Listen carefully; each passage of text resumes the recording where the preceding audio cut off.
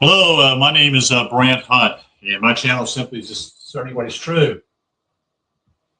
Today is the 18th day of November 2024. My channel simply is discerning what is true, which I just said. The book I'm reading from is called The Apocalypse Unsealed. This is a book by John M. Pryse, P-R-Y-S-E. He is a theosophist in the late 1800s and early 1900s. He wrote a few books, and this is one of the books he wrote. I would suggest other readers and other writers in this vein would do with Gerald Massey, who was also a theosophist, who was also involved with not exactly with the translation of the Book of the Dead, but was there at the museum in London at that time. And then we have a gentleman named Alvin Boyd Kuhn, who is American, and James M. Pryse is also American, was also a theosophist, but actually is much younger at that time. And he wrote a lot of books and did a lot of lectures during his time. Most of his books, what I would call, would be self-published. He had a following, that is, and he passed away in 1961 or 62. I think it's 1961 is when he passed away. He wrote tons of books, a lot of books. These books are helpful for you to understand what is going on. But I would highly recommend that you actually look into Phil Langdon. Phil Langdon is on YouTube. Simply just look up his name, Phil Langdon, on YouTube channel. He is there. He has done many videos himself. He's also been interviewed by myself. He's also been interviewed by a gentleman here also in America. I want to say his name is Stephen. Don't quote me on that. And dealing with many issues. He's been interviewed by, I think, a guy in New Zealand, I think it is, or Australia. And he's also been interviewed by someone also there in his own country. I would suggest you begin to look into what Phil Langdon's sharing, because Phil Langdon is the only one who actually has done the work. He's done it all. And I would suggest you go to him. He is by far the most knowledgeable because he is the one who has experienced the whole apparatus. He's experienced ascension within himself. So he is an angel. Do you follow? He is an angel. He's done the work. And there are many out here who are just simply false teachers, period. I suggest you basically do read whatever Phil Langdon puts out, and maybe you can interview him yourself if you want to. Whatever. If you want to know more, that's ask the questions. Don't be hesitant. Seek it out. And he's recommended many books to me, and he's recommended, he actually deals with this book, what we call Revelation, decoding that particular book of John, and he recommends John M. Pryse. That's where he got a lot of his work from. He's also has recommended this particular book. This is a metaphysical dictionary, which was done by a gentleman named R.C. Douglas over 100 years ago. At a particular school out in, I think it's in Kansas City, Missouri, is where that school is. I think it's not school, but actually Church of the Unity, I think it's called, something of that nature. It's actually called Unity School of Christianity, and I said, yeah, it's in Kansas City. As far as I know, it still exists. I don't know if they're teaching any of this, though. I don't know. Who knows? But this was done a long time ago. This is roughly over nearly 100 years old. I think this book was written in 1930s. Let's see if I'm correct. I could be wrong. I don't want to misread anybody. Let me verify this if I can find it. Oh.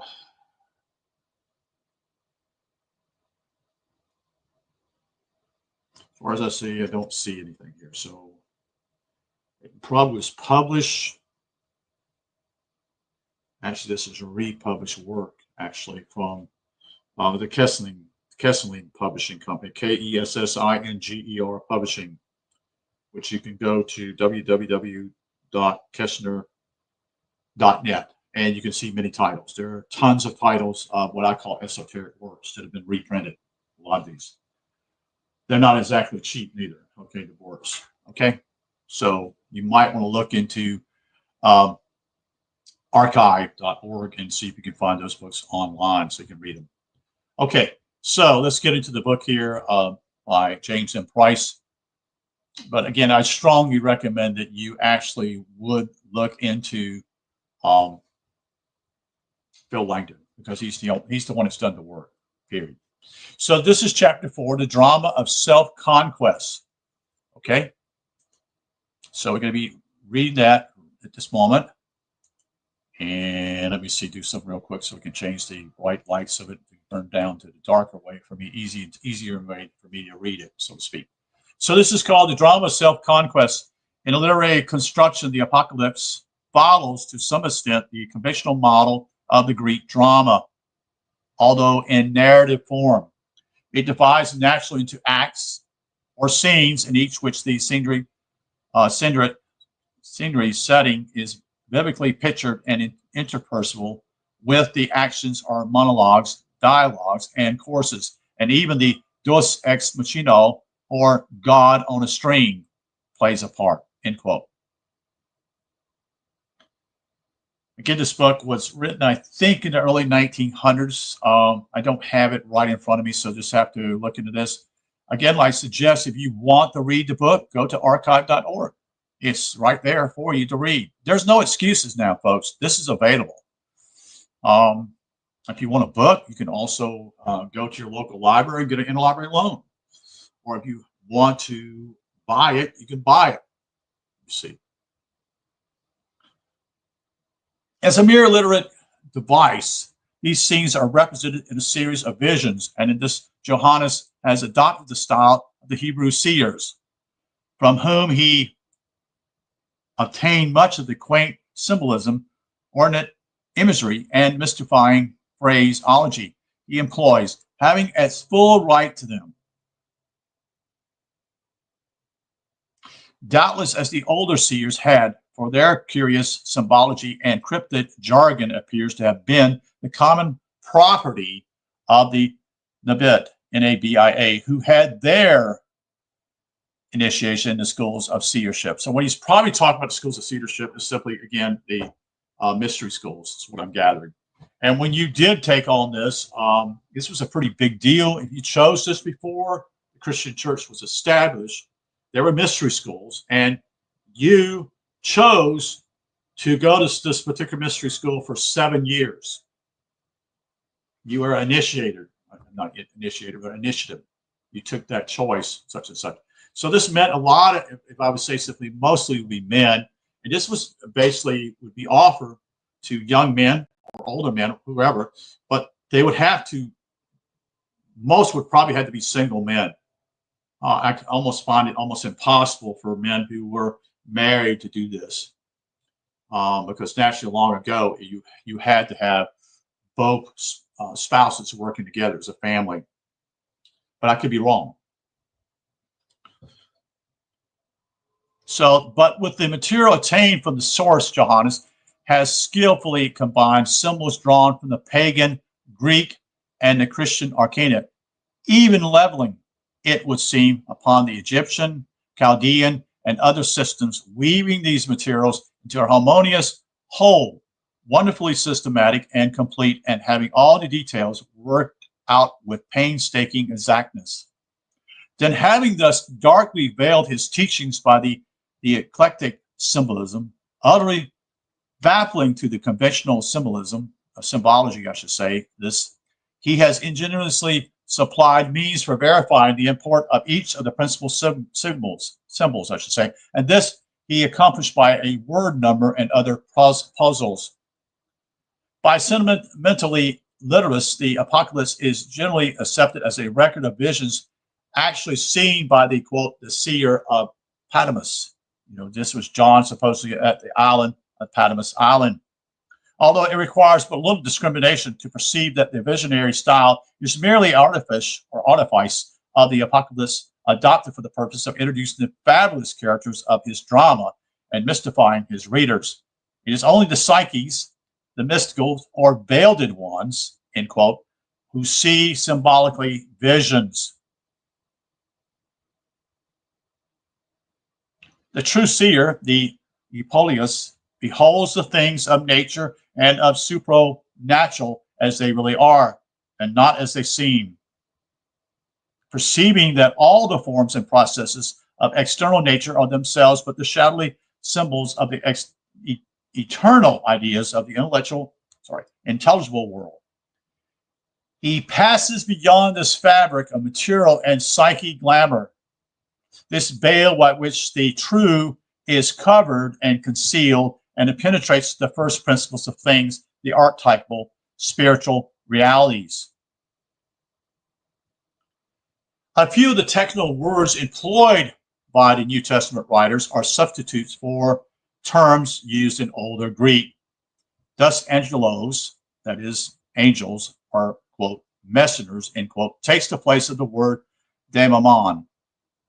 Deity in manifestation includes the host of lesser deities, powers, and Essenes. Essenes, that's right. As the angelical word, quote, angel, summons to the mind only the theological and popular conception of the celestial being whose function in the universe is undermined and dubious angelicals will in this work by rendering, quote, divinity. A word which covers its range of meanings the various significance of the Greek word. Similarly, the apocalypsis, that is literally, quote, uncovering or unveiling, and those words simply are, they're on the right path here, you see, because they know in what he's trying to show here, Pryse is trying to show simply, is the uncovering or revealing of what most people just simply go right through. They're not even aware of it. And the church is not even aware of it. Where am I at? Is a substitute for epauletes, that is beholding, end quote, a word technically denoting initiation to the greater mysteries. The Apocalypse is, as its title implies, an account of the intuition of Johannes himself. In the subtitle, he calls it the initiation of anointed Jesus. That is, of his own illuminate nous. That is the, quote, witness, end quote, for the universe logos as Johannes in the material world, the, quote, slave. That is also Dulius of the true self is the witness for the individual logos. So what I think he's revealing here is simply our true self here. And what I mean by that is within us, and it's a witness to us internally. It's trying to think of simply is that we would call this, what's the word? I know what it's called, and I just can't figure it. It's like the seer sees the unseen within himself.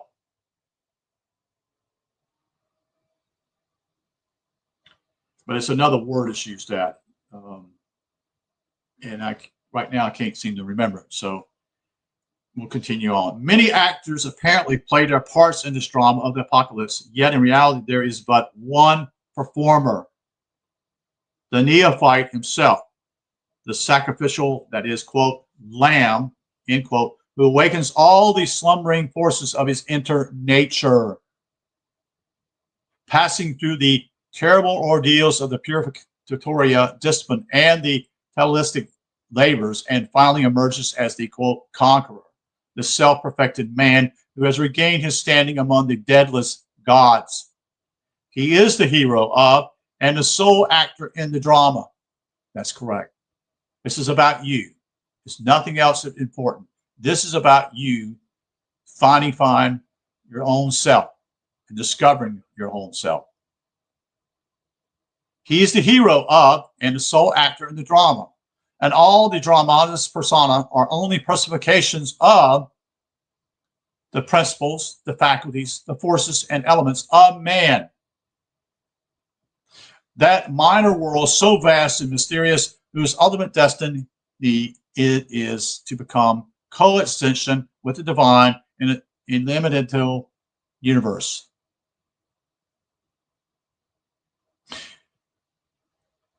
And let me say one other thing here simply, as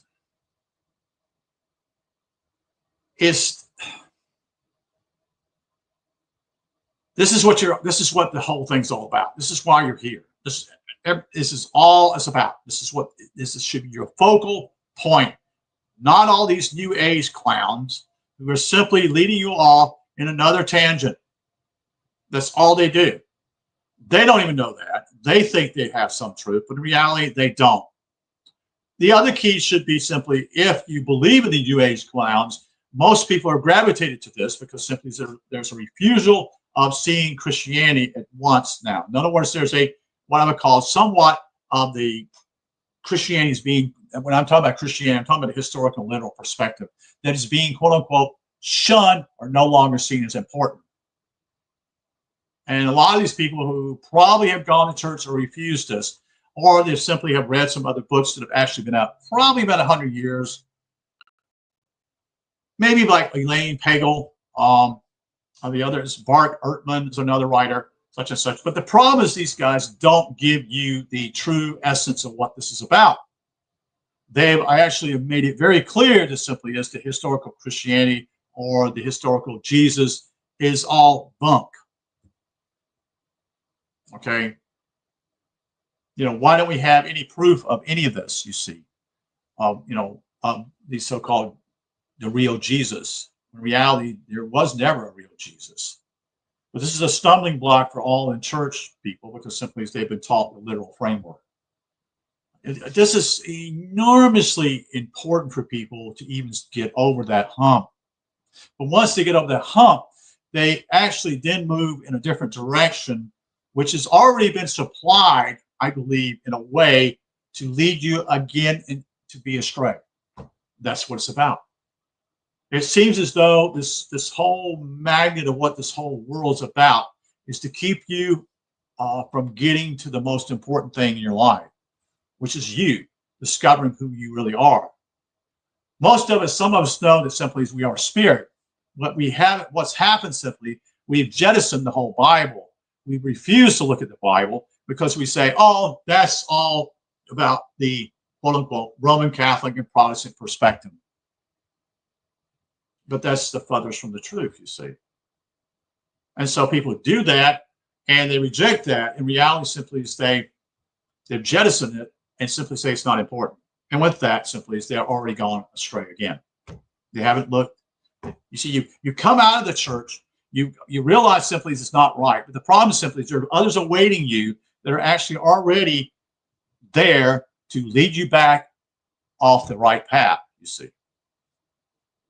So in the brief prologue of the drama, the anointed Isusus, the illuminate mind, and this is talking about yourself, is depicted as the firstborn from the dead, or the moribund inner faculties. That is, the ruler of the lower powers, yet having been crucified by them on the cross of matter, the physical body. See, this all is you see, you got this intricity here. You have to play with things and see and look what's going on here. It's not the words here are important, but the problem simply, if you take it literally, again, you'll just be swayed in the wrong direction. Now at his coming, they who wounded him shall weep and wail over him. In the New Testament allegory, there are two crucifixions, one relating to the soul's descent into matter, the generation of the physical form, and the other is to ascend to spirit or regeneration in the solar body. What people have done, as I said earlier, simply is they've jettisoned this whole thing and they just simply moved. They just said chunk it. They say the Bible just chunk it, so to speak. And it's in a physical form, you see. Then, quote, in the breath, that is, in samadhi, the sacred trance. So this is what happened to Phil Langdon. Phil and me have talked for nearly a year, or maybe a little bit more than that. And he's told me what's happened to him when he was in Cambodia. And what happened was he'd never been to this particular place, was suggested by someone, and he decided to go there, you see. Not expecting anything whatsoever. No expectations whatsoever. And then what happens simply is that he has the samadhi event, what we call a sacred trance, because he goes in a trance. He's looking at something, and suddenly it's like something clicked. This place was designed for that, for those who are ready to quote unquote ascend. That's what it's about. Okay. Those who did this, who were truly what I would call spiritual in some ways, left these temples there to help their own people, their citizens, to come to this particular event in their lives. It was man-made. Okay, and there are many temples in this area. And Angkor Wat. Anyway, I've kind of got off of this tangent here a little bit. He sees himself walking to and fro among 7 little lampstands and holding in his right hand 7 stars, announcing himself to be the ever-living self who became dead. And in the bracket says incarnated, in brackets, but is now alive throughout the eons. So he's been dead, he dies to himself and becomes a living spirit within. The Logos explains that the lampstands are the 7 societies in Asia, and the 7 stars, their divinities. And I have a picture of this is also in his book, with the 7 stars in the right hand, I think it is, if that's correct, or maybe it's on the left-hand side. Maybe it's the left-hand side as I look at it, but it's come back with the actually on the right. There's 7 stars. And you'll see also there is a breast, a breast there. There's a female breast there revealed, and the other side is showing simply is the masculine and the feminine. And it's also seeing a sword coming out of the mouth. You know, the sword of truth. And then also the figure looks as though it's in a gown. You see. So in reality, simply it's this masculine and feminine you're seeing here, demonstrated by the breast of a woman on one side, but the other side is covered. And then it's a gown as though as also as a I would say simply as an angel. And then the sword coming from the mouth. And in some ways you can see facially, you can see one side of the face is more feminine than the masculine.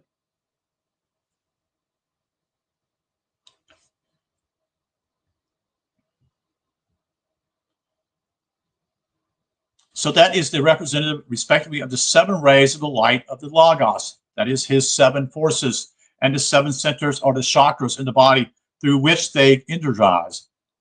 Asia is the native land of Aonis, therefore typifying the body, the homeland of the soul, and the 7 societies or groups or gangulis are designed or designated by the names of Asian cities, each of which by some well-known characteristics or something for which it noted calls to mind the samadhi centers it represents. These cities are given in the same order in the Apocalypse as are the chakras in the Upanishads. I'll just spell it for you, Upanishads. Thus, 1, the sacred Gangaline, that is to do representing the city of Ephesus, a city celebrated for its great temple of Diana, the quote, many-breasted woman, or mother, I should say, who appears in the Apocalypse as the quote, woman clothed with the sun, S-U-N, the moon underneath her feet, the lunar goddess, and the apocalyptic heron alike, personifying the regenerative force, the Suchhama, mysteriously called the World Mother. The next one, number 2, is Adhitia Theon, prostatic ganglion, Smyrna, so the city of Smyrna, noted for the fig industry. The fig is preeminently a phallic symbol. 3. Manipurata, the epigastrial ganglion, pergamus, celebrated for the temple of I'm sorry, folks, Pisces. The epigastric or solar plexus is the controlling center of the vital processes of the body and of the force utilized in all systems of psychic healing. 4th would be simply called the cardiac ganglion. That is Thyatira, a city noted for the manufacture of scarlet dyes, the name being thus a covert reference to the blood and circulative system, meaning to do with the heart. So you see this is gradually coming up from the body, if you see this. The Visha, number 5, Visha Hudahai, is what we call laryngeal ganglion, that is sardius, a name which suggests is the sardine, S-A-R-D-I-O-N, or sardine, S-A-R-D-I-N-E, or carnanel, a flesh-colored stone, thus alluding to the Lara Protrudia vulgare term called Adam's apple. So this is up where your voice box is. Number 6 is the cavernous ganglion, which would be called the city of Philadelphia, is a city which was repeatedly destroyed by earthquakes. The manifestation of the Kundalini at the 6th center is especially violent. And so Johannes describes the opening of the 6th seal, which is, quote, identical with the 6th society, as being accompanied by a great earthquake. And finally, number 7, Sahasrara, cornerian or pineal body, the third eye, or Laodicea, noted for the manufacture of the so-called Pyrenean powder, which was esteemed a sovereign remedy for sore and weak eyes, presumably the, quote, the eye salve mentioned by Ioannis in the message to the 7th society. So these churches that we talk about in Revelation are actually revealing a certain part of your body and what they're about. To each of these societies, the Logos sends a message, and in these communities and these communications, which he dictates to Ioannis, the nature and functions of each center is indicated. A particular aspect of the Logos is presented to each one, a good and bad quality being ascribed to each center. That's correct. And a reward of Pryse is also promised, specifying the spiritual result accruing to the, quote, the conqueror, end quote, from the conquest of each chakra within the body. In the next vision is shown that the Logos enthroned in the sky with his 4 septenary powers. So if I recall this, there's a circle behind this particular image that I already explained to you, and I forgot to share this, is also, it's divided in what we call, has a cross, not only coming from the vertical line in the circle, but also horizontal. And it is what we call 4 divided areas in the back of the head, so to speak, in the background. Here, Johannes has constructed a simple little puzzle by employing redundant symbols and by inverting the order of the forces, enumerating the lesser ones first and the greater ones last. He places 24 ancient, that is, elders, circling the throne, before which also are 7 breaths or spirits, and a crystalline sea, after which he describes 4 zodiac or living creatures. And this is also represented in certain artwork, each of whom has 6 wings. Yet he makes it clearly apparent later that the Zoet are superior to the ancients and next in rank to the Logos. In fact, the 4 Zoet are the 4 manifested powers of the Logos, the archetypes of the 4, quote, beasts, or beastes, end quote, whose nature as the regent of the 4 somatic divisions has already been explained. As these zodiacs are separates, they are said to have 6 wings each. These wings are identical with the 24 ancients, and these 7 breaths belong before the throne are likewise identical with the highest Zephaniah, the noetic Zoon, Z-O-O-N. The seemingly complicated assemblage thus resolves itself simply in the nous center in the brain with its 4 septenary powers, and the glassy sea is the ether, is the ether, I should say, pulsating in the mysterious eye of the seer. For the, quote, sky in the apocalypse is not the heaven of the profane, the celestial world supposed by them to be somewhere in the far depths of space. We also see the 4 zoet are the lion, the bull, the man, and the eagle. These symbols represent the 4 cardinal signs of the zodiac, constituting their so-called cross of the zodiac. We have those as being Leo, Taurus, Aquarius, which is simply the waterman, and Scorpio. The constellation of Aquila, the eagle, though extra-zodiacal, rising at the same time as Scorpio, is frequently substituted for it. The word zodiac is derived from zodium, a little animal, a dimensional form of Zoon, Z-O-O-N, and an animal. Hence, the zodiac signs being called zodiac, the 4 principal ones are the zoa. A scroll, that is a book. Man. No, John, we didn't run here. Sorry about that. Is the next symbol introduced. It is simply the human body. Esoteric considered. It is, quote, written inside and at the back, end quote, referring to the sympathetic and the cerebral and spinal system, and, quote, close seal with 7 seals. So it's closed with the 7 seals, which seals are the 7 major chakras. The sacrificial lamb, the neophyte who has attained to the initiative.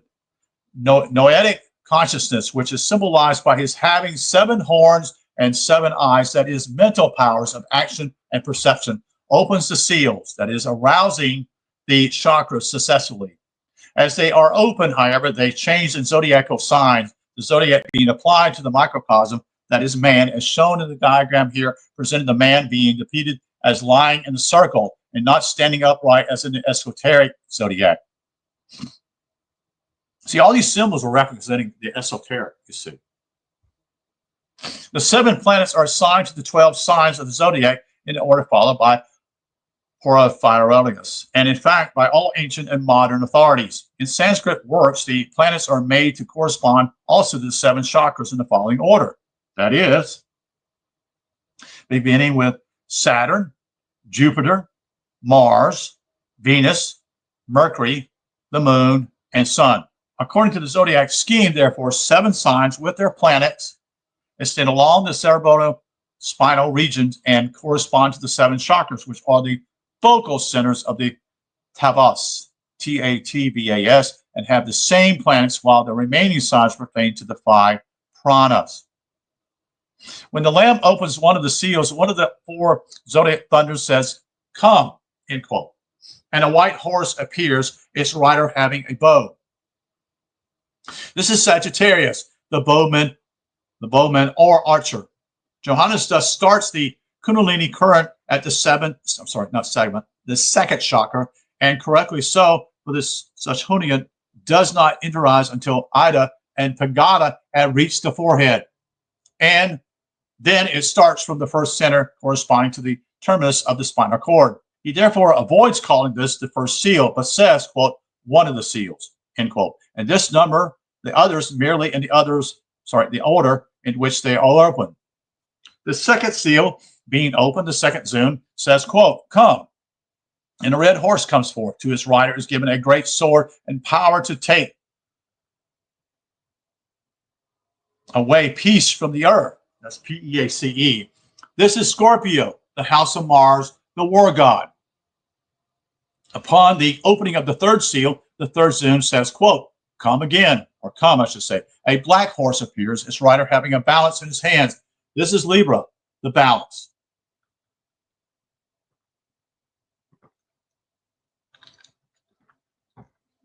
When the fourth seal is opened, the fourth seal says, quote, come. And a pale, quote unquote, yellowish horse comes forth, and its rider is Death, accompanied by Hades. They are given power over 1/4 of the earth to kill with sword, famine, and death, and by the wild beasts of the earth. So naturally, anyone that looks at this in a physical aspect, physical perspective, miss it all. You see. And so that's a stumbling block, you see. This is where people get confused because people think this is the end. They think this is the end of the earth, you see.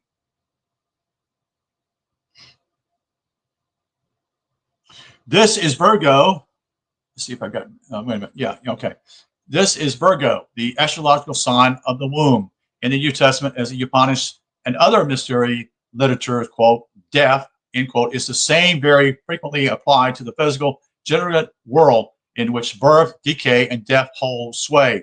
In her character of the bad virgin, quote, a queen and not a widow, end quote. Virgo appears later in the apocalypse drama in the role of a woman in scarlet who is seated on the red dragon, the epigeumatic nature. But here she is associated with a higher center, which has to do with the psyche consciousness, and therefore Hades, the psychic realm, is said to ride with death, and the evil thoughts, desires, and passions of the psycho-physical consciousness devastated the earth to the extent that they dominate. The four horses correspond to the four zodiac, as also to the four beasts are the four somatic divisions. The fifth seal opens to the cavernous ganglion, to which corresponds to the sign Cancer. Although Leo precedes Cancer in the zodiac, its corresponds chakra, the Canarian, is the last of the centers to be aroused. Idol and Ideal, I should say, and Pagada branches out to right and left of the forehead, and is only the Sushumna, starting at the sacred ganglion, that reaches the coronarian. Yet the influence of the two currents at this stage causes a partial awakening of the lower centers in the brain, and this is stated by Ionis in an ingenious little allegory about the uneasy ghosts, that is, in brackets, souls of those who had been, quote, sacrificed, that is, atrophiate, that is, because of the evidence they held. For it is by the atrophiate of these noetic centers that man has lost the evidence of spiritual realities. The sixth seal opens in the sacred plexus, to which corresponds the sign of Capricorn. When this chakra is awakened, the subliminal passes along the spinal cord and impinges upon the brain. Words cannot adequately describe the sensations of the neophyte upon his first experience of the effects produced by this mighty power. It is as if the earth crumbled instantly to nothingness, and sun, moon, and stars were swept from the sky, so that he suddenly found himself to be but an unbodied soul alone in the black abyss of empty space, struggling against dread and terror unutterably. Thus, Ionis vividly pictures it in terms of cosmic phenomenon as an seismic cataclysm, seemingly the end of the world. See, this is what causes everything, but it's actually the end of you. You see, this is the end of you. You're dying yourself. You see. To neophyte unprepared for this ordeal, Pharaoh may mean merely a short period of blank unconsciousness, or it may mean instant death. For this vital electricity has all the destructiveness when misdirected of the thunderbolt. This sixth center, quote, Agenia, is the great, quote, lunar chakra, where the currents bifurcate, and at this point, the resurgent, quote, solar, end quote, fires, thus relates to the cerebrospinal system, forms a cross in the brain. These solar forces Ionis pictures as five divinities, of whom four stand at the corners of the earth, presiding over the four winds, and a dominant divinity, the fifth, who, bearing the signet ring of the living God, ascends from the fifth direction of space, the birthplace of the sun, end quote. Quite naturally, since he is in fact an aspect of that, quote, sun, S-U-N, end quote. The Nous, with his signet ring, he seals 144,000 out of the tribes of the children of Israel. The 12 tribes are simply the 12 zodiac signs, symbolizing the 12 forces of the Logos, which differential into the countless minor forces. These in the microcosm are the nodils of the Upanishads, which enumerates variously, the noodles contriving in the brain, but usually place the number at around 75,000. Ionis, however, holds to the zodiac scheme as each of the signs of the zodiac is subdivided into 12 minor signs. He multiplies these by 1,000, a number often used in mystical writings to express an indefinite number, and so arrives at the total of the number being 144,000. After this is seen in great multitude from all nations and people of all languages, white robed and pure, who wave palm branches and sing a song before the throne. They are said to be those, quote, coming out of the great ordeal, end quote. This, quote, great ordeal, end quote, is reincarnation, the vast misery of being bound for ages to the wheel of birth.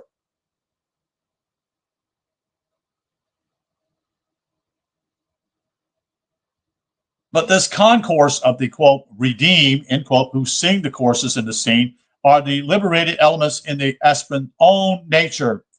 They are not a throng of people exterior to him. By evoking the marvelous potentialities or potentials of his spiritual selfhood, the conqueror thereby regerminates all that was good, beautiful, and true in each of his past incarnations, and so can say in the magnificent language of the Gospel of Philip, quote, I have united myself, assembling myself together from the four quarters of the universe and joining together the members that were scattered abroad, end quote. The seventh seal is the Canarium, that is the zodiac correspondence between what we call being Leo, which is the house of the sun. Here reigns the silence from which issues the seven spiritual voices or sounds. These mystical sounds, Ionis describes figuratively as, quote, trumpet calls given successively by seven divinities. They become audible when the chakras in the brain are awakened. The first four have a relation to the four somatic divisions that react upon them. Hence, Ionis ascribes to the trumpet calls a obscuring or destructive effect upon the earth, the sea, the rivers and springs, and the sky. With those, what he's saying here is that he's saying the four elements. One is to do with the earth, the sea, water, and the rivers and springs, that is, and the sky. It's going, and it doesn't say anything about the fire. I don't understand that. It's kind of weird. Destructive effect upon the earth, the sea, the rivers and springs, and the sky, which correspond to the somatic divisions. At this stage of the telepathic meditation, the physical body is already in a state of trance and is now the lower psychic consciousness that is to be temporarily paralyzed or placed in obedience, so leading the physical consciousness out of the reckoning. Ionis terms the psyche, the, quote, third, end quote, as applied to each of the four planes, to which correspond the first four trumpet calls. Results produced by the three remaining trumpet calls, he terms, quote, woes, end quote, since they entail very trying ordeals, the issue of which is certain failure to the unpurified neophyte, of whom it has been said, quote, his vices will take shape and drag him down. His sins will raise their voices like as the jackals laugh and sob after the sun goes down. His thoughts become an army and bear him off a captive slave, end quote. Thus, at the fifth trumpet call appears, quote, a star fallen from the sky to the earth, who is the, quote, divinity of the abyss and has the key to its crater or opening, and whose name is Apollyon. Quote, he who utterly destroys, end quote, the, quote, murderer, end quote. He opens the crater of the abyss, and from it emerges a locust swarm of centaurs, who with their scorpion-like tails inflict torments on men. This, quote, star, end quote, is Lucifer the fallen, quote, son of the morning, end quote, the debased psychic mind of man, which indeed the ruler over the abysmal depths of desire, the bottomless pit of the passionate nature, and the, quote, murderer, end quote, truly of all that is pure, beautiful, and true. This fifth trumpet call refers to the carnal mind energizing in the sympathetic nervous system, the seat of epithermetic consciousness, quote, the throne of the beast, end quote. And the next trumpet call, the sixth, bears relation to the cerebral spinal axis, the apocalyptic river called Euphrates, end quote. And to what may be termed the psycho-religious consciousness, which manifests itself in the emotional worship of the unreal mental images of deity, the lower phase of religion that indulges in irrational theologies, superstitions, sorcery, fanaticism, I should say, and persecution. The neophyte who has not thoroughly freed his mind from these pseudo-religious illusions will inevitably fail in the mystical meditation, which requires that all thought images and preconceptual must be erased from the mind so as to present it as a clean table for the inscription of truth. After the sixth trumpet call, the four divinities feathered at the river, that is Euphrates, are loose. They are the solar regions of the seasons, ruling the culinary divisions of the year, month, day, and hour. The liberation of these forces is followed by the appearance upon the scene of an army of warriors mounted on lion-headed, serpent-tailed horses, who represents the countless powers of the nous. See, this is you can see how people see this as somewhat literal, and yet he says nous here, which means up here in your brain. You see, a quote strong end quote divinity, the fifth, then descends from the sky, enveloped in a cloud with a rainbow about his head. His face is luminous like the sun, and his feet resembles pillars of fire. This description of him is very similar to that of the Logos. He is, in fact, the nous, for he and the four Euphratean divinities are the analogs, or the purely intellectual plane of the Logos and the four Zoa. The strong divinity cries out with a lion-like roar, and seven thunders utter their voices. Concerning the otherness of these seven thunders, Ionis is very reticent. However, as the Greek language has but the one word, it has here phone, P-H-O-N-E, in brackets for both, quote, voice and, quote, vowel. The meaning, obviously, is that the, quote, great voice of the Logos, who is the seven vowels in one, is echoed by the seven vowels, the sound by which the higher forces are evoked, and these the seer is forbidden to write down. At this stage of the sacred trance, the neophyte, having attained to the noetic consciousness, begins to receive the mystery teachings, the, quote, sacred unspeakable words, which, as Paulus says, it is not lawful for a man to disclose. When he shall have mastered the next noetic center, the, quote, third eye, end quote, of the seer, he shall pass beyond the illusions of time. Time shall be no more. Well, that means simply timelessness. That's what it means. He's no longer, in a way, simply, I mean, he's still here on the earth, but the point simply is he's no longer in that thought of what we call a death, dying. So when you're in time frame, there is death. If there's time, if you're in a timeless world, there is no death. And the, quote, God mystery shall be preferred, end quote. The divinity gives a little scroll, that is a booklet, to Ionis, who eats it. These are all symbolic, folks.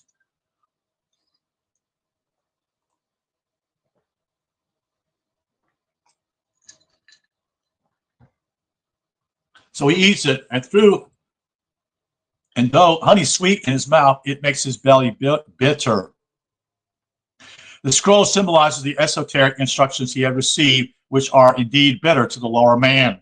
Well, they indicate the other extirpation of the epithumenic nature. He is then told that he must become a teacher, opposing exoteric beliefs of the masses.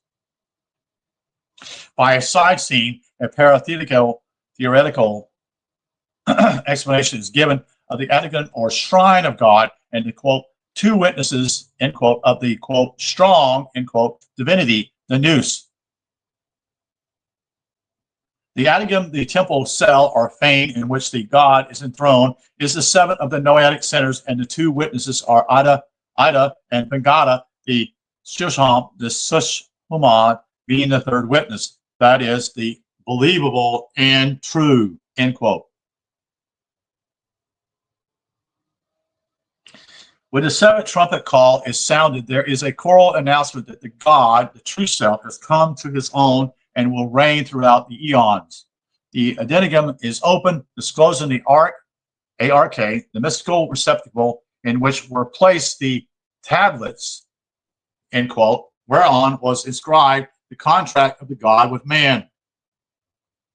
Thereupon appears the woman clothed with the sun, star crowned, and standing on the moon. Travailing, she gives birth to a man-child. That is the end. She symbolizes the light of the Logos, the world mother, that is the pristine force substance from which is molded the solar body. Her, quote, man-child, end quote. The red dragon, epihumanetic nature, seeks to devour her child, but is caught up to the god's throne, and the woman flees to the desert, where she is nourished 3.5 years. This means that after the formation of the solar body has begun, any strong passion or emotion may disintegrate and destroy it, and that during the first half of the cycle of initiation. And then in brackets it says, here placed at 7 years, in bracket. The nascent body remains in the spiritual world, as it were, while the subhuman force abides in its place in the material form, or, quote, desert. For strictly speaking, the solar body is not really born at this stage, but only has its inception. In the allegory, however, Ionis could hardly employ the more accurate but less delicate mystery representation of Illusionani.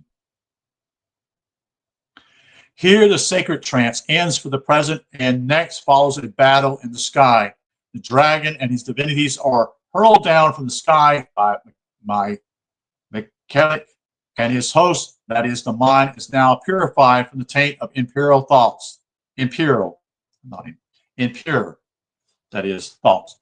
Michael and his fellow chief divinities, archangels, Uriah, Raphael, and Gabriel, of whom he alone is named in the Apocalypse, are but the four Zoic and another guise. But the dragon, though ejected from the intellectual nature, continues his persecutions on the lower plane. The beast, the from nature, is described next. One of his 7 heads, that is the 7 dominant desires, has been slain, but comes to life in representing the desires for sensible existence, the principle which causes the soul to reincarnate. This will to live, this passionate clinging to sensual life, is exponenciated on by Plato. Although the aspirant has apparently extirpated this longing, so far as the grosser affairs of the material world are concerned, it revives when he enters in the subtle planes of consciousness and perceives the psychic realms of existence.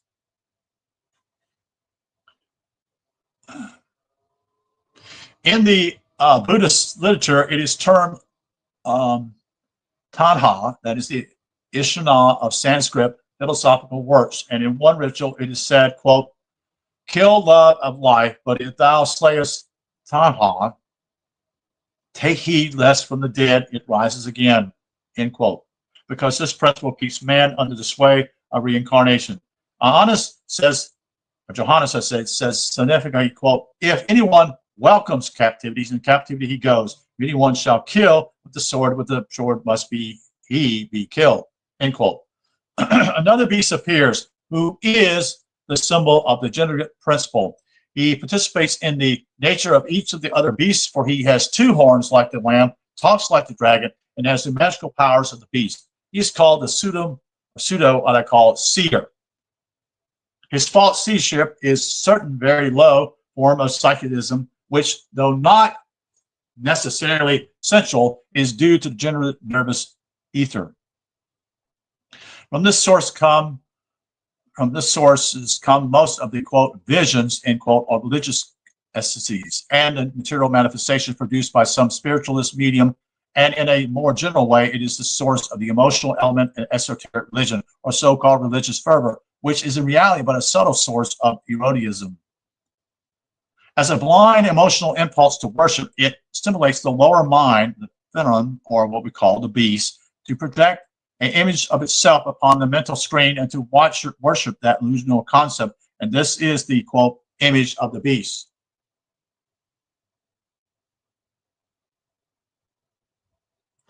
And the anthropomorphic god of esoteric religion. Next appears the Lamb, who by strict classification is one of the four beasts, though really too exalted to have that title applied to him, since he is the nous, the region of the highest of the four somatic divisions. With him are his many virgin attendants, who, as a prelude to the next act of the drama, chant a new paean, or I guess it should be poem. Is that poem? No, paean, to the accompaniment of many lyres. The neophyte has now become, as it were, like a lyre, with all the loose strings of his psychic nature tightened and tuned, tense and vibrant to the touch of his true self. So when they're revealing a lot of those things that's taking place, there's actually physical attributes also taking place in the body. The conquest of the cardiac center is presented as a harvest scene in which 7 divinities play their parts. Here again, 4 of the 7 divinities are related to the 4 somatic divisions. The 5th divinity is, quote, like the Son of Man, that is S-O-N, end quote, and with a sickle he reaps the, quote, dried up, end quote, harvest of the earth. He is the Logos, or spiritual self, which assimilates the higher aspirations and idealizing of the psychic nature, a harvest that is usually by no means abundant.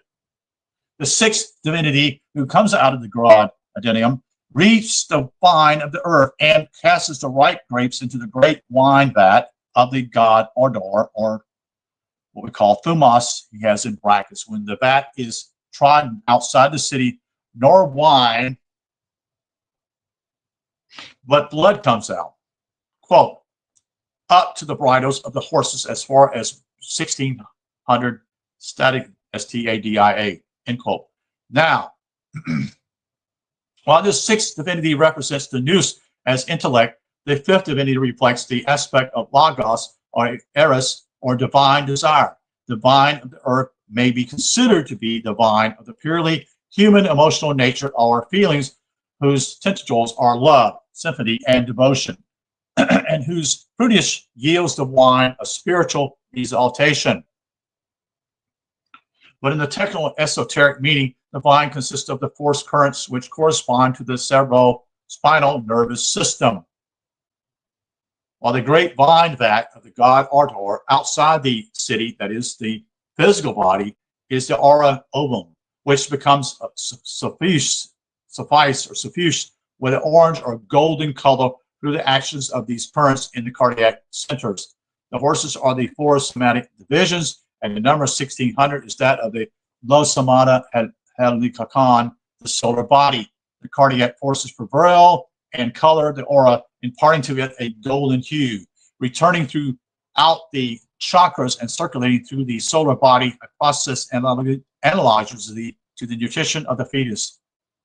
I should say fetus, sorry. The solar body being, as it were, in a fetid state. Thus the woman is nourished in the desert, weaving for the soul its immortal and glorified robe.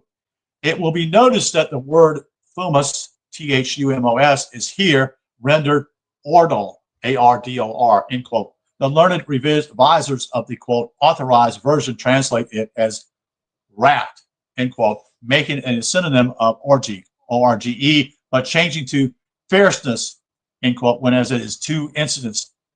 Johannes has the 2 words so conjoined that the result of their theory, if carried out, would be the impossible expression, quote, wrath of his wrath, end quote, which is, however, but little worse than one that is actually used, quote, the wrath of her fornication, end quote.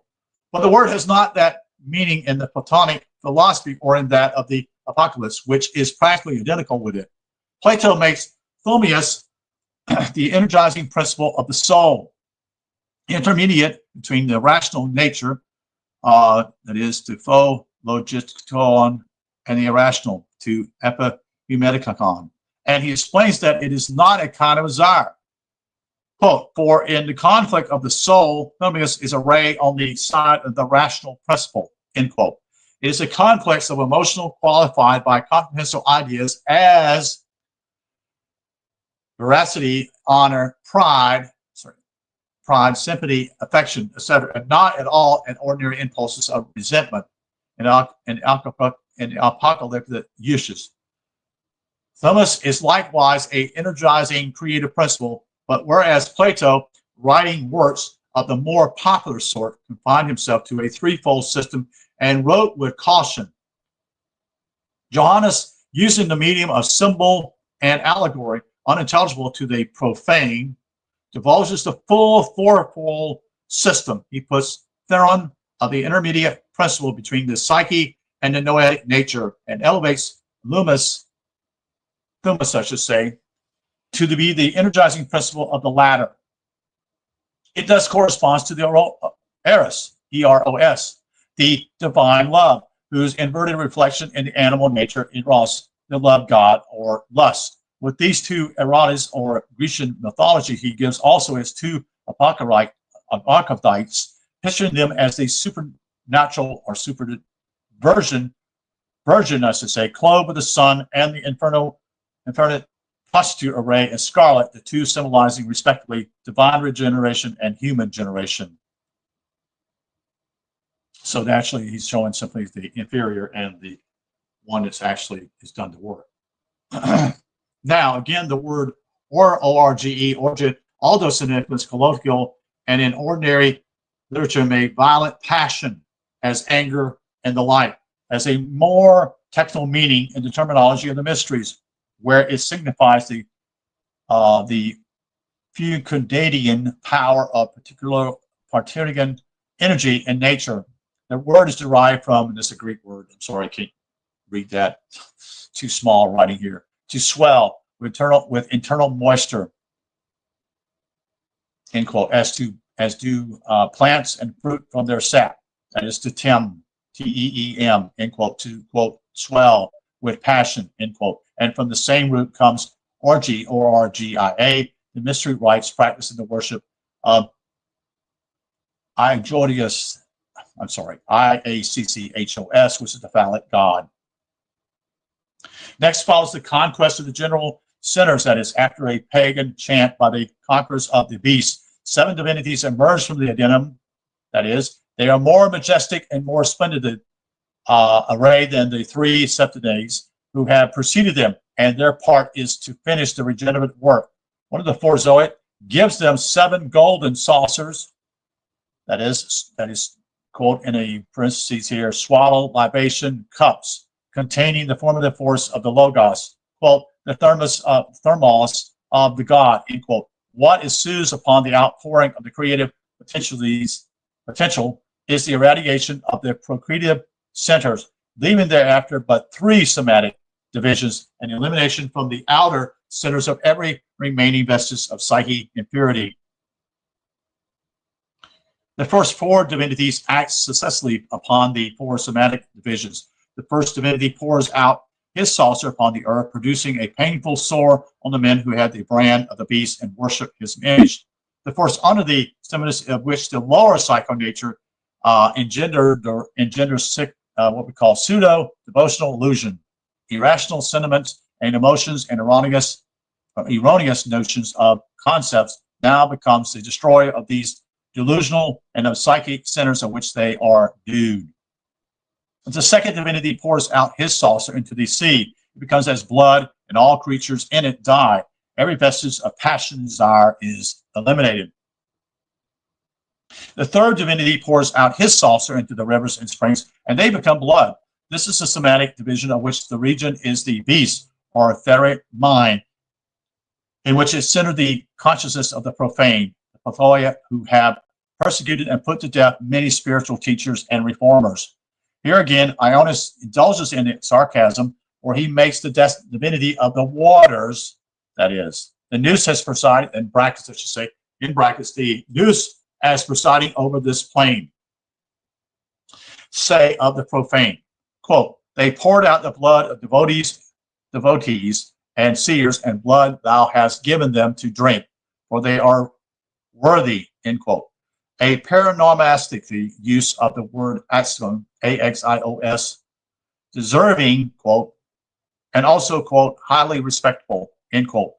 However, when the blood of the Logos suffices the mystical center of the heart, quote, the knowledge from below, end quotes, ceases to vaunt itself and is replaced by the wisdom from above, end quote. The fourth divinity pours out his saucer upon the sun and radiates scorching heat, alluding to the intense activity of the brain at this stage. The fifth divinity pours out his saucer upon the throne of the beast, whose realm is thereby darkened and whose subjects are afflicted with pains and sores. The beast's throne is the great sympathetic nervous system, so that his realm extends over practically all the so-called involuntary, physical, and psychic functions. But now that the four somatic divisions have been purified, the beast is disposed, and henceforth the nous is to reign supreme. The sixth divinity pours out his saucer upon the Euphrates, and his waters are dried up to prepare the path for the rulers who come from the source of the sun. These are the five, quote, solar, end quote, divinities who were earnestwise unfeathered at the river Euphrates, the cerebrospinal system.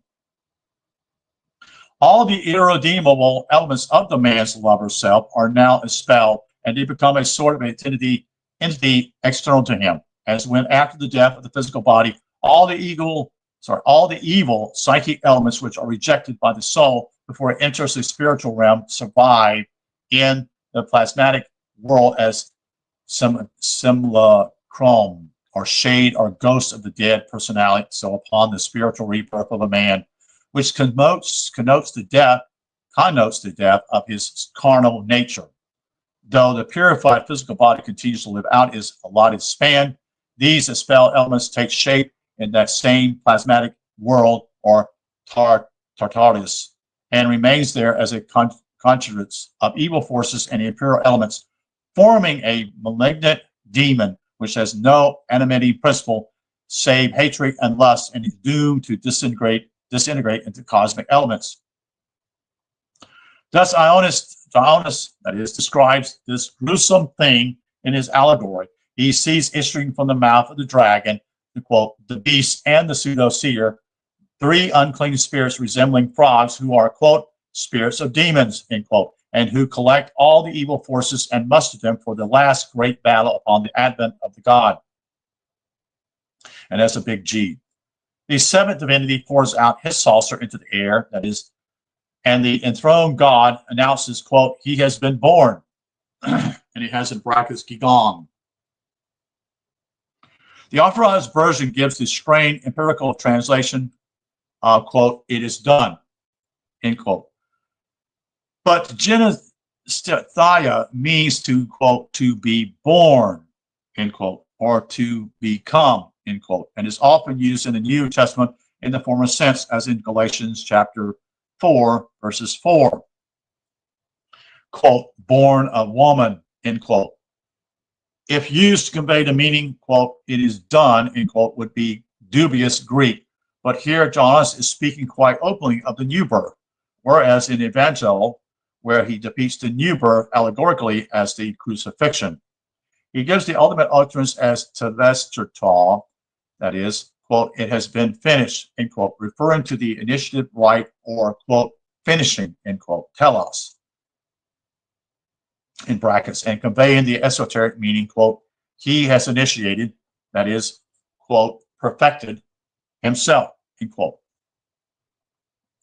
The spiritual birth is in the apocalypse drama, you see, accompanied by a general upheaval and readjustment. The great city Babylon, that is, Babylon representing the physical body, becomes three divisionals. The cities of the people, the procreative centers, quote, are overthrown, and great hail, H-A-I-L, in brackets, the condensation cyclically of the aura or era substance, in bracket, falls. And the main action of the drama is now that the conqueror, the newborn initiative, appears on his white horse, but the sequence of events is interrupted by a side scene.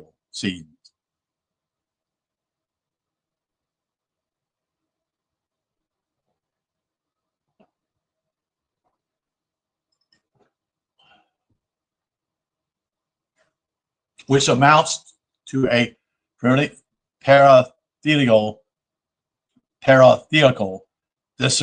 dissertation of the mysteries of physical existence and the epihumanic principle symbolized by the woman in scarlet and the fiery red dragon. The woman stands for Babylon, the physical body, and in a more general sense, incarnate existence. She sits on the quote, many waters, end quote, the great psychic sea of sensual life, and is likewise sitting on the dragon, where he represents the microcosmetically the same principle that the sea does macrocosmetically. The dragon who sustains the woman was and is not, and yet is. For he is the glamour of sensual life, the deceptive phenomenon of whichever appears to be that which they are not. His 7 heads are 7 mountains where the woman is sitting on them. That is, the 7 cardinal desires energized through the 7 chakras of the physical body during incarnation. It is then explained that there are 7 rulers, or kings, brackets, of which 5 have perished. One is, and the other has not yet come. And when he comes, he must abide a little while. The cycle of initiation extends through 7 incarnations, which are not, however, necessarily consecutive. All these apocalyptic initiative is represented as having passed through 5 and being now in the 6th, and in the 7th he will attain final emancipation. They are called kings because the only incarnations counted are those in which the aspirant is variable, the ruler of his lower faculties and propensities. The dragon himself is a 8th, a sort of byproduct of the 7th, and he goes to destruction, for he is the phantom which forms after his final purification, and his fate is disintegrate in the nether world. His 10 horns, or 5 pairs of horns, are the 5 pranas, each of which is both positive and negative. They are solar forces. They are solar forces, the correspondents on the lower planes of the nous and the 4 zoic. The regions of the four regions of space and the 4 divisions of time. But here in the sphere of animal vitality, they energize the desires and passions. Thus they, quote, have one purpose, end quote, and confer their power upon the dragon and rule with him each for 1 hour. They are the forces which in the innocent child produces exuberant vitality and exquisite vivacity, but which is the individual who yields to the dictates of passion becomes woefully destructive. Hence they are said to devour the flesh of the woman in scarlet and consume her with fire. Then comes a series of proclamations, exhortations, and lamentations relating to the downfall of Babylon, the scarlet prostitute, who is the bad Virgo, the terrestrial Aphrodite, all of which applies to the complete subjection of the physical body and its forces, and deliberation from the bondage of physical life. There are 2, quote, falls, end quote, in the allegory, paralleling the 2 crucifixions. After this long but necessary digression, the actions of the drama is resumed. The conqueror appears mounted on a white horse. Quote, he trends the wine vat at the order in the god fecundating energy, end quote. His mantle is blood hue, and upon it and upon his thigh is inscribed his title of supreme ruler.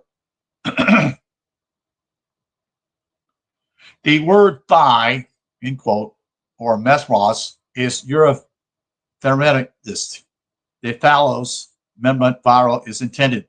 This particular Ephraim is common in the Old Testament, starting with Genesis 24:2, a pasum.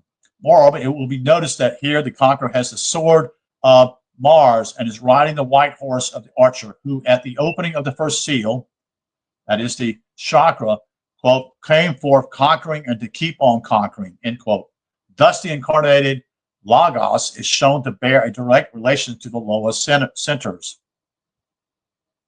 Now it would be utterly impossible to elucidate the apocalypse and ignore the delicate but perfectly pure subject concerning which even the most communicative expositioners of the esoteric philosophy have been extremely reticent. And so the present writer, being opposed to all undue secrecy and believing that in this matter harm has all resulted from the suppression of the truth, feels justified in dealing with the subject frankly and without constraint with necessity, brevity.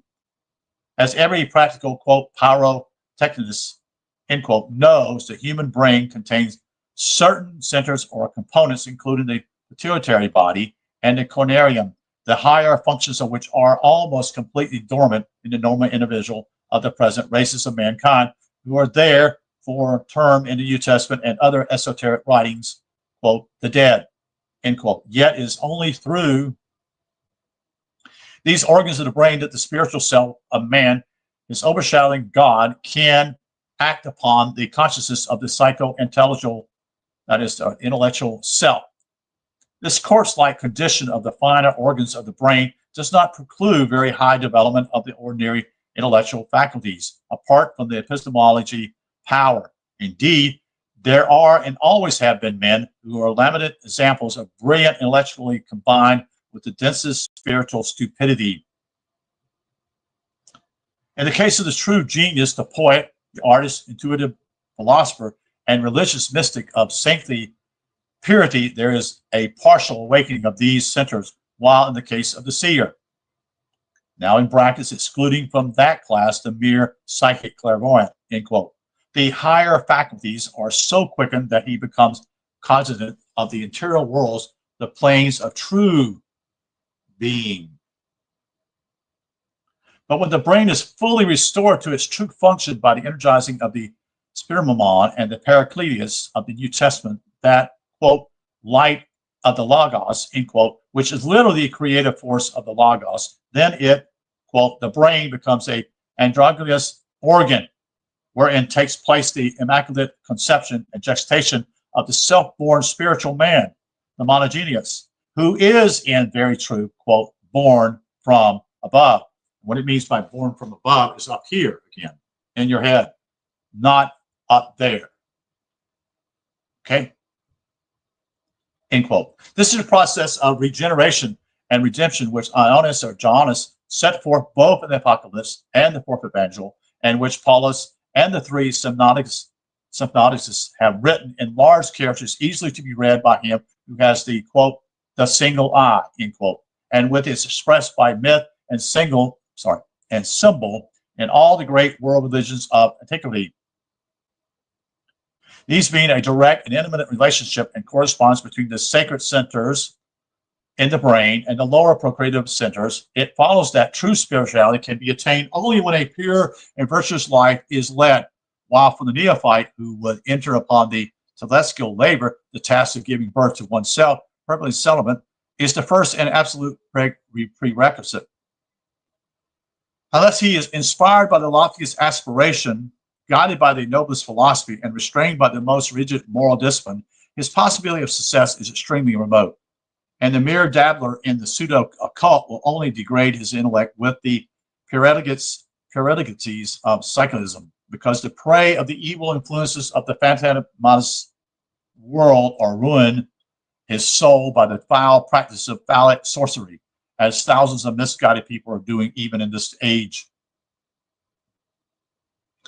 The conqueror and his hosts are opposed by the beast and his followers, and in the ensuing battle, the beast and the pseudo-seer are captured. They are thrown into the lake of sulphurous fire, which simply means that the rejected elements of man's animal nature returns to the elementary kingdom whence they were derived, are thrown, as it were, into the great crucible of nature. The dragon, however, is imprisoned for 1,000 years, after which he must be let loose for a short time. That is, the conqueror has yet one more incarnation to undergo, and therefore does not does not now destroy altogether the epimenic principle. Though in his next and final earth life he will make a short work of it, 1,000 years, as a period between incarnations merely express the apparent time on the spiritual plane, whereas Plato explained sensation is of tenfold intensity, so that the 1,000 years here is the vision of E-R.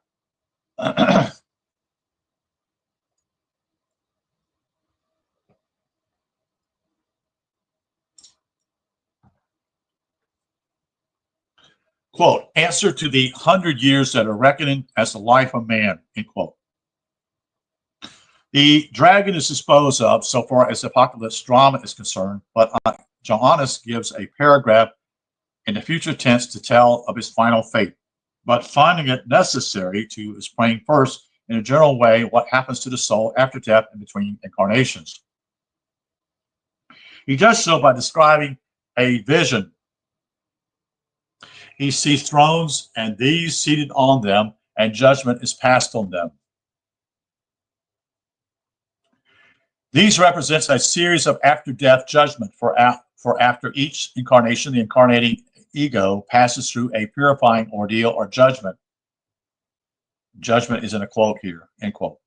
All his activities during the past earth life are reviewed in the allegory that are described as souls revivified. Thus, the souls of those that have been beheaded because they have the evidence of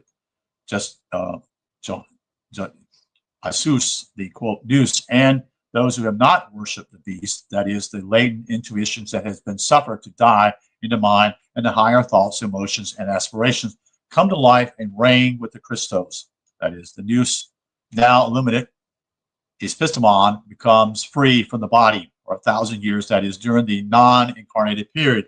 But the rest of the dead, that is, the thoughts and emotions that were concerned only with the carnal nature, end quote, not end quote, but in brackets, do not come to the life until the expiration of the celestial interregion, that is. They lie in latency until the ego reincarnates, when they again become kinetic impulses. This coming to life is the nobler elements of man's nature, which were suppressed and slain during his earthly sojourn, is called the first, quote, the first resurrection, end quote. Returning from the general exposition to the particular case of the dragon in the drama, and hence, in brackets, and hence changing to the future tense.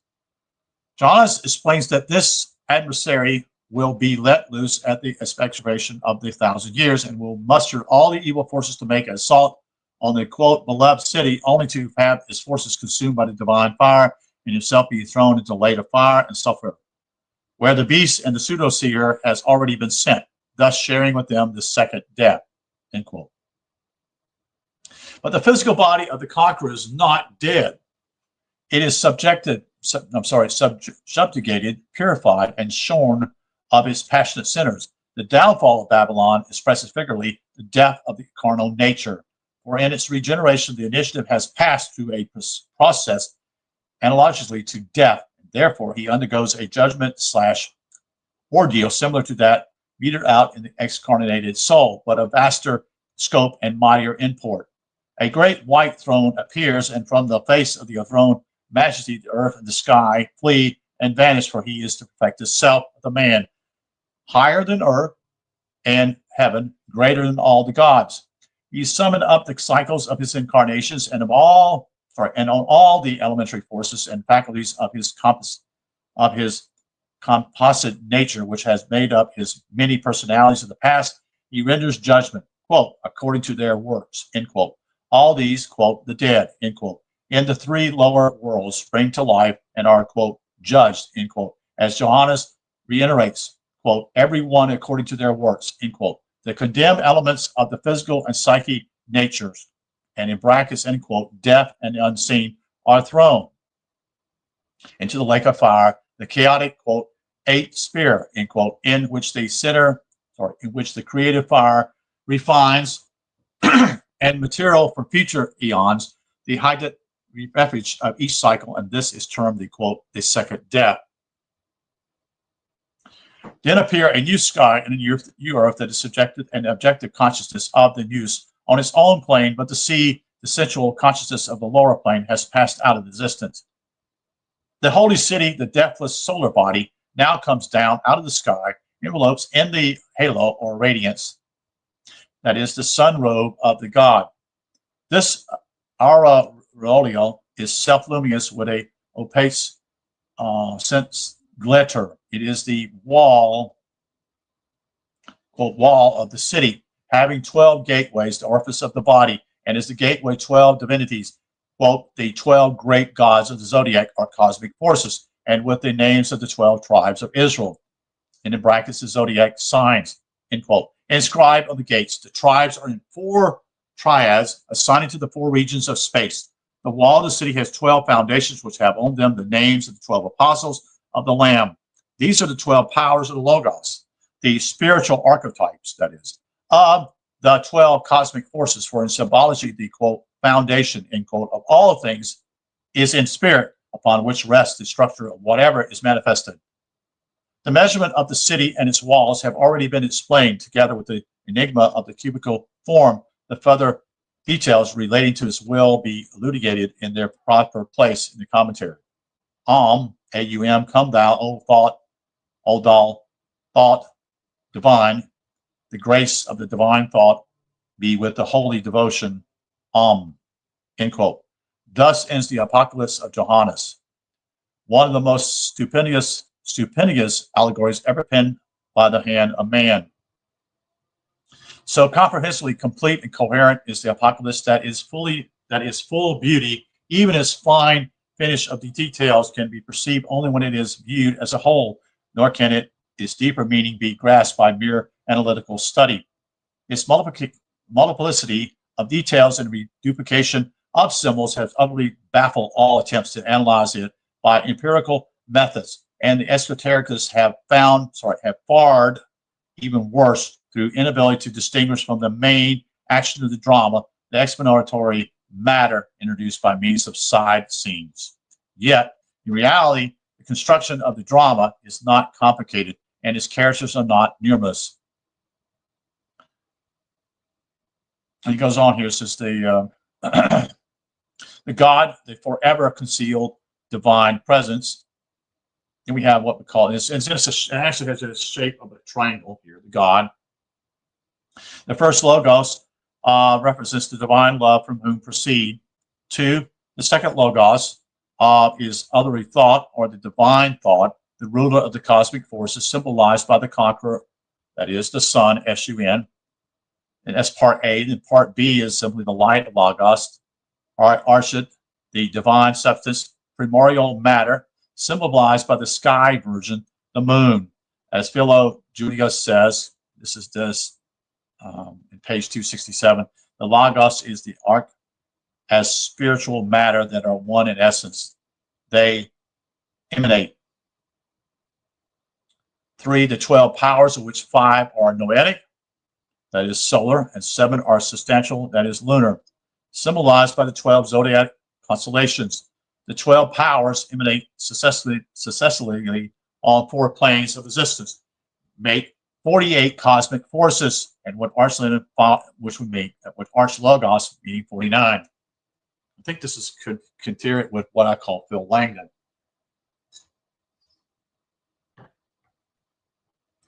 I'm trying to think of the thing. 49. The 49, not somatic.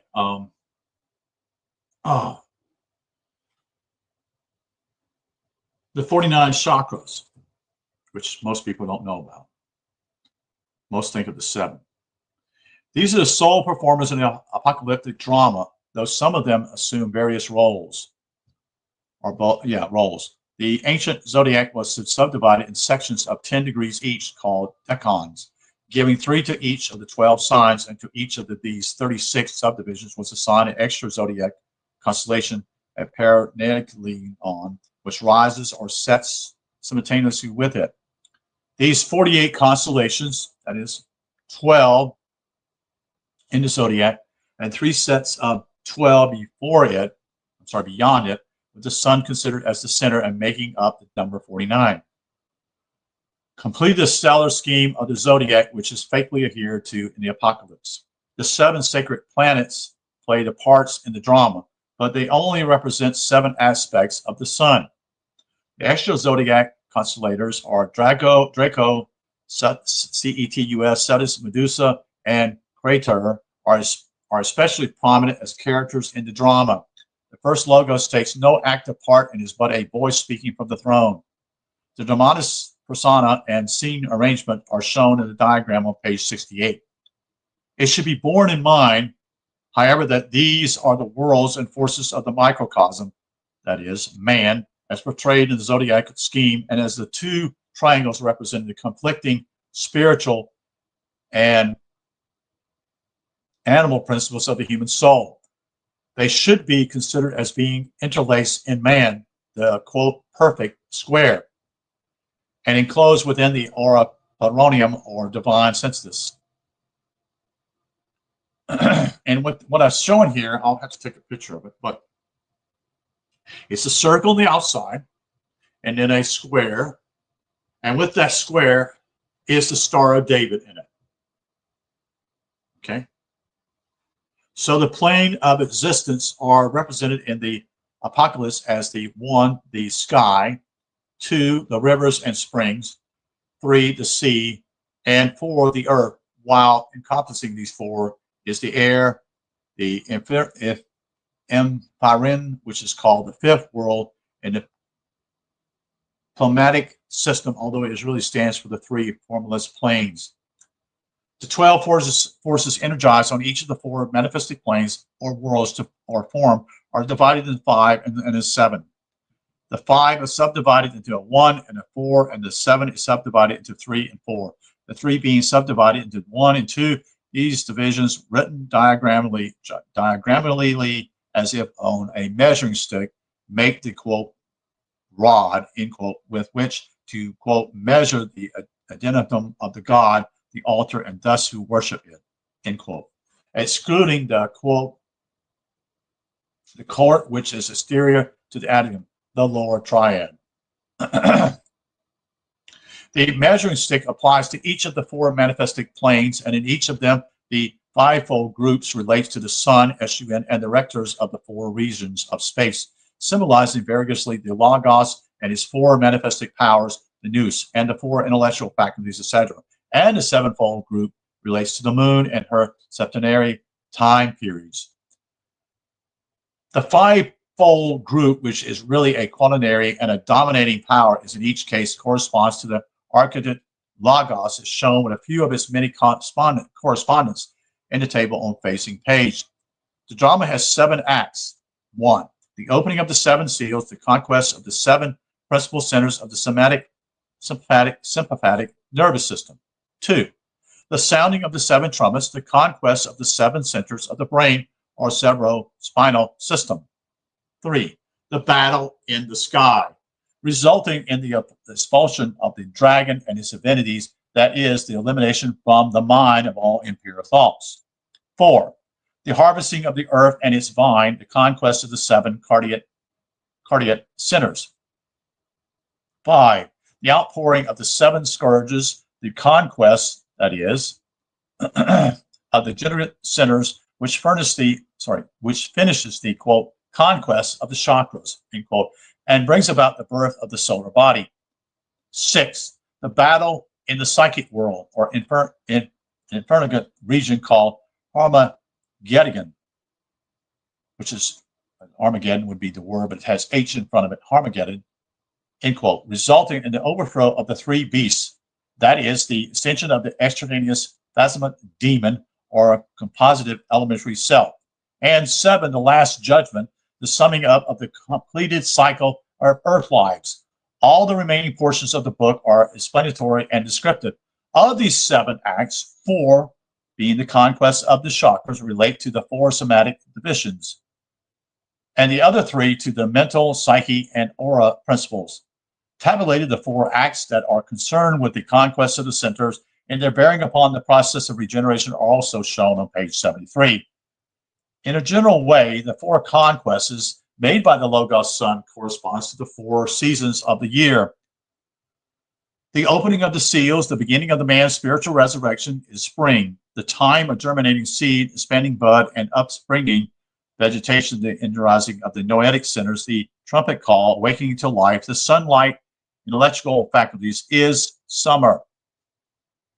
The season of sturdy growth and hastening to ripeness, the overfervent sun at times scorching the tender green growth, the opening of the heart center, the harvesting of the earth and its divine is autumn.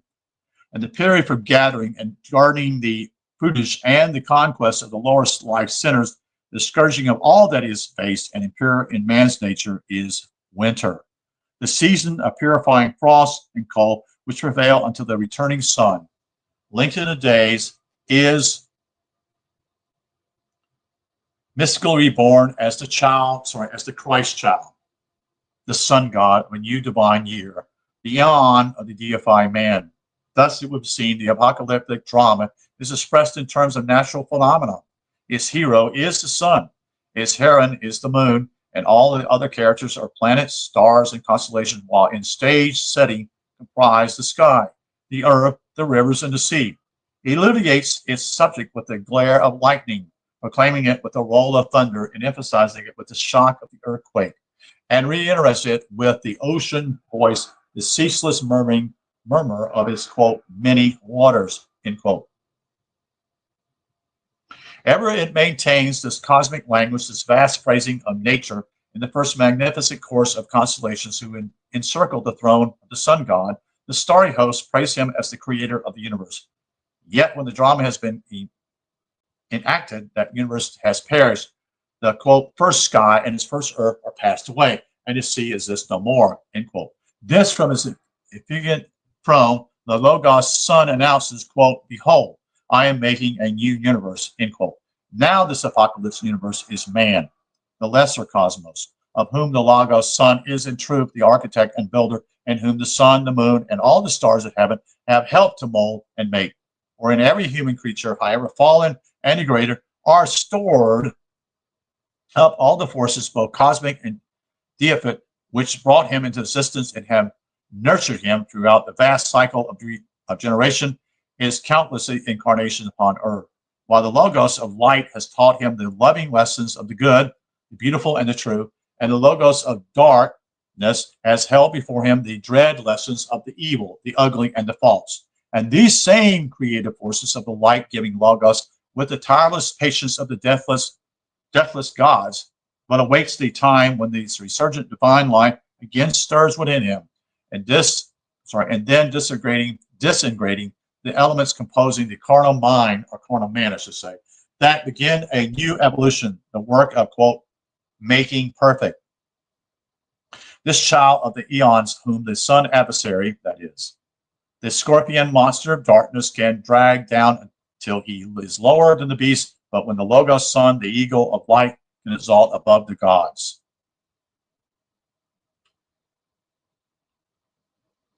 So that's the end. I didn't realize it was going to be this long, folks. I had no idea how long this was going to be. My voice is just about gone, too.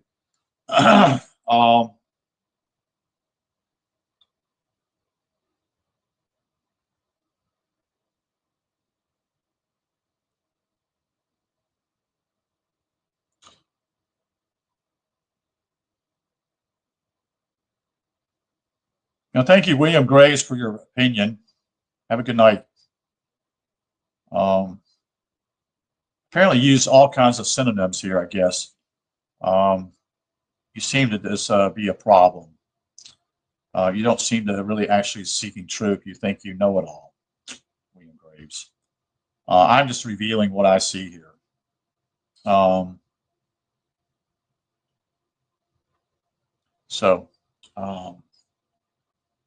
Obviously, you're not interested in truth here, as far as I can see. But that's to be expected of those who think they know it all. It's really sad that people come here on my channel here, and they're really they're not even interested in truth. All they want to do, seriously, folks, is they just want to be a problem. And